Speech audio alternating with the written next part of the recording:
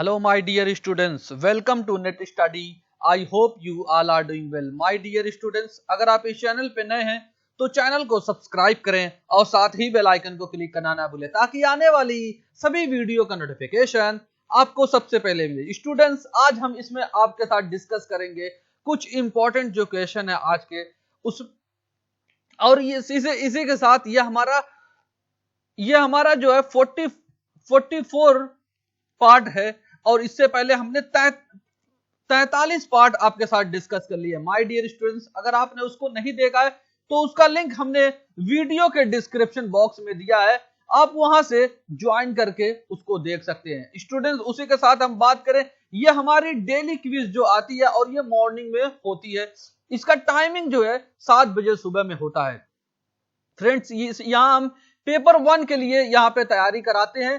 आप यहां से ज्वाइन होके जो यूजीसी ने जेआरएफ का 2022 में एग्जाम होने वाला है उसके लिए हम यहाँ पे तैयारी कराते हैं। फ्रेंड्स, ये सारे क्वेश्चन जो है प्रीवियस ईयर क्वेश्चन से लिए गए हैं, जो कि सिलेक्टेड क्वेश्चन है, जो कि फ्रीक्वेंटली एग्जाम में पूछे जाते हैं और इससे रिलेटेड हम जितने भी आप उसमें जो डिटेल है क्वेश्चन की उसके हम सारे पॉइंट्स जो इंपॉर्टेंट है उससे रिलेटेड हम आपके साथ डिस्कस करेंगे। स्टूडेंट्स, आइए हम देखते हैं इसी के साथ कि अगर आपने टेलीग्राम चैनल को ज्वाइन नहीं किया है तो ये इसका लिंक है, आप यहां से ज्वाइन कर सकते हैं और इसका लिंक हमने वीडियो के डिस्क्रिप्शन बॉक्स में दिया है, आप वहां से डायरेक्टली उसको ज्वाइन कर सकते हैं। इसका ज्वाइन करने से ये होगा फ्रेंड्स, हम डेली इस पे मोटिवेशनल कोट्स देते हैं और डेली जो है प्रीवियस ईयर क्वेश्चन हम यहाँ पे प्रोवाइड कराते हैं और इसी प्रीवियस ईयर क्वेश्चन को जो है हम एक वीडियो के थ्रू एनालाइज करते हैं। स्टूडेंट्स,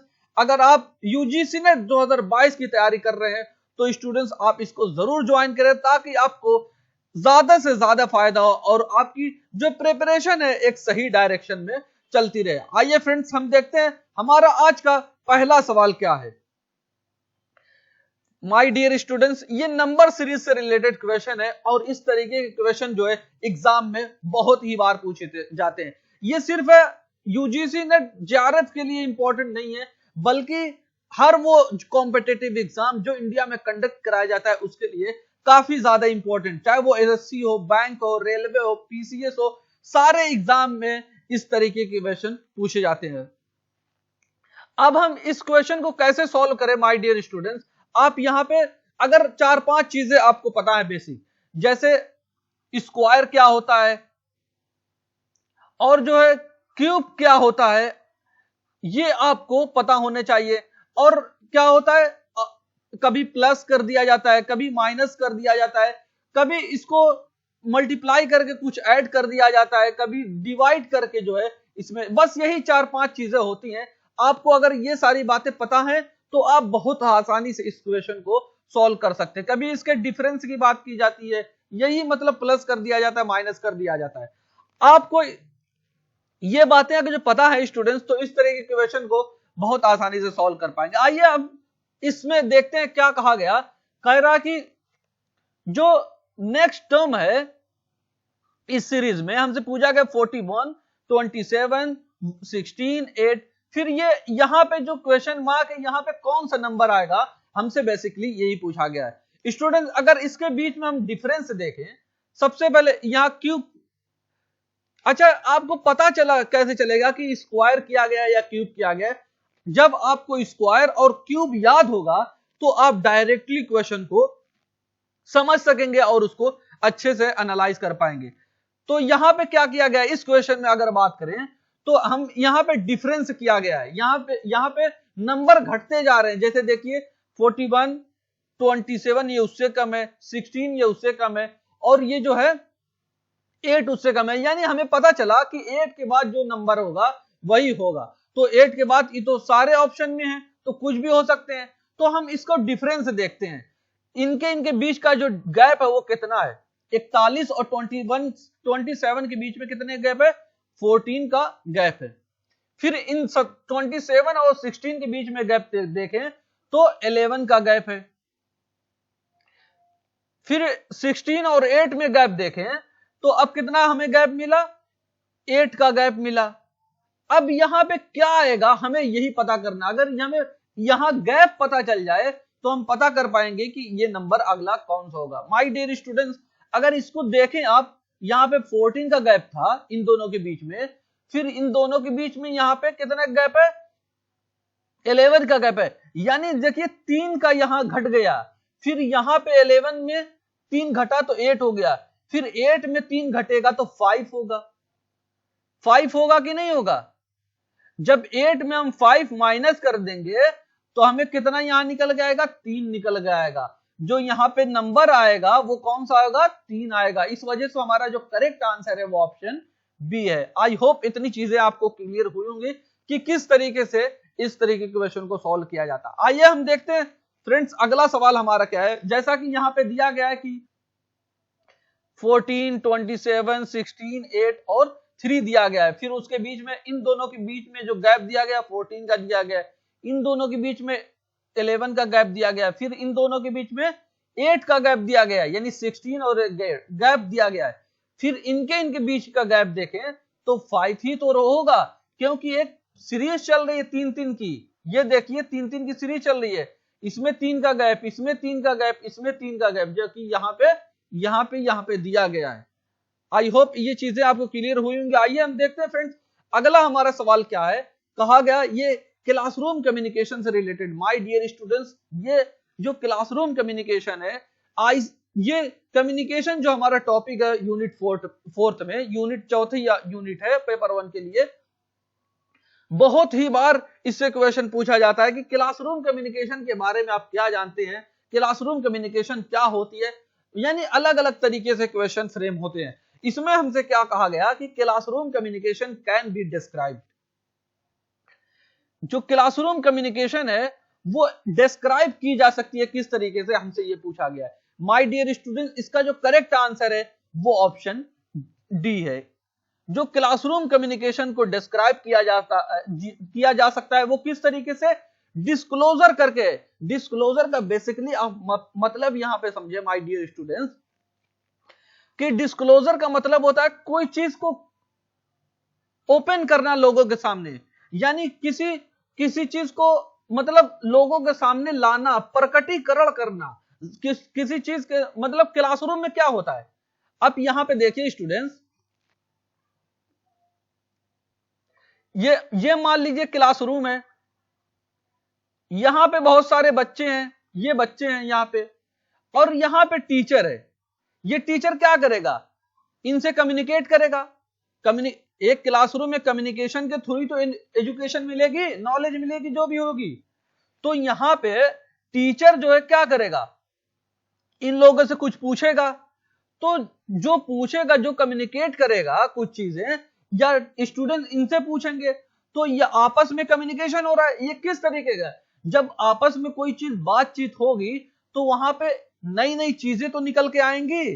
वहां पे जो है, जो टीचर जो है स्टूडेंट्स के बारे में ज्यादा से ज्यादा चीजें तो जानेगा, वो वेरियस जो उनकी नीड्स हैं स्टूडेंट्स की, वो टीचर जान जाएगा, समझ जाएगा कि हाँ स्टूडेंट्स की क्या नीड्स हैं, क्या मतलब किस टॉपिक में क्या करना चाहिए, उससे रिलेटेड सारे मैटर जो है ये कम्युनिकेशन से, क्लासरूम कम्युनिकेशन से जो है निकल के आता है। इसी वजह से इसको क्या कहा गया कि डिस्क्लोजर कहा गया, कि जाहिर हो जाता है। जब कम्युनिकेशन, जब हम आपस में बात करते हैं तो क्या होता है कि हम समझ पाते हैं कि हाँ इसमें जो है क्या जाहिर हो रहा है, क्या चीजें निकल के आ रही हैं।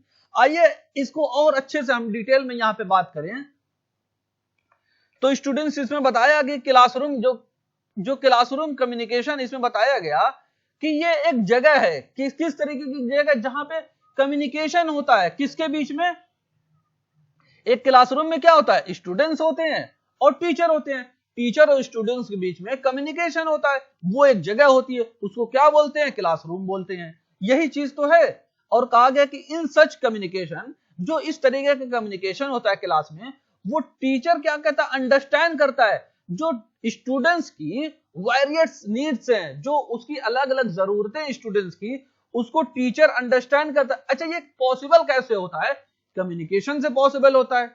टीचर अंडरस्टैंड करता है कम्युनिकेशन करके बच्चों से। और कहा गया कि जो इफेक्टिव टीचिंग, जो लर्निंग है, जो टीचिंग लर्निंग प्रोसेस होता है वो यहाँ पे इफेक्टिव बन जाता है। और कम्युनिकेशन नेसेसरी होता है, लाजमी होता है, जरूरी होता है।